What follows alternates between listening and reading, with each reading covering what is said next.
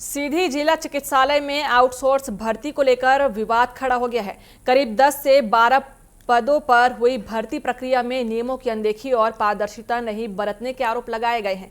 पूर्व civil surgeon doctor Devendra Singh और शिवसेना प्रदेश उपाध्यक्ष विवेक पांडे ने भर्ती में अनियमितताओं के गंभीर आरोप लगाए हैं। हालांकि इन आरोपों की स्वतंत्र पुष्टि अभी नहीं हुई है और संबंधित पक्ष का आधिकारिक जवाब भी सामने नहीं आया है।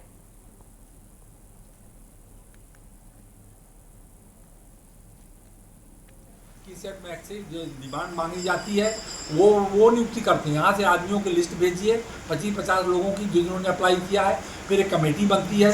कमेटी में सेट मैक्स का आदमी रहता है, कलेक्टर का आदमी रहता है, CMHO का आदमी रहता है, एक आध दो डॉक्टर रहते हैं। मेडिकल वेरिफिकेशन भी होता है, उनके सब रिकॉर्डों का सत्यापन किया जाता है।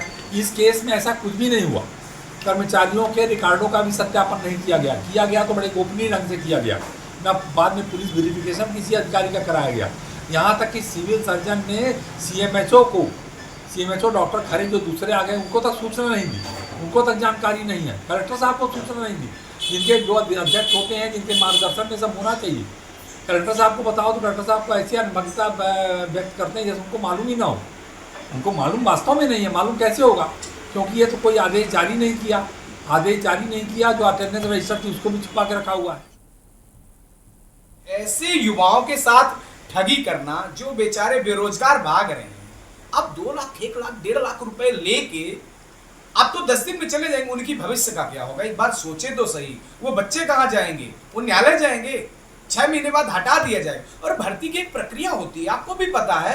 आउटसोर्स की भर्ती है, उसकी एक विज्ञापन विज्ञप्ति जारी होती है, प्रशासन का लेटर जारी होता है, भर्ती निकली है, युवाओं को आगे ना चाहिए, उनकी वेरिफिकेशन देखी जाती है, क्वालिटी देखी जाती है, क्वालिफाई देखी जाती है कि उनका ग्राफ क्या है, शिक्षक पर तो कार्य क्या कर सकते हैं।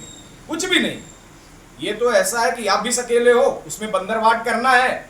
और ये कहीं ना कहीं मैं मानता हूं कि हमारे प्रतिनिधियों की सबसे बड़ी लापरवाही। मैं निवेदन करूंगा भ्रष्टाचार के सामने इन प्रतिनिधियों को भी आईना दिखाएं जो जिम्मेदार पद पे बैठे हैं, और साथ में जो जिम्मेदार अधिकारी हैं, जो पढ़ लिख कर आए हैं, आज व्यापारी बन के बैठे हैं और जनता के सेवक ना होकर भ्रष्टाचारी बन के बैठे, इनके ऊपर कार्रवाई करनी चाहिए।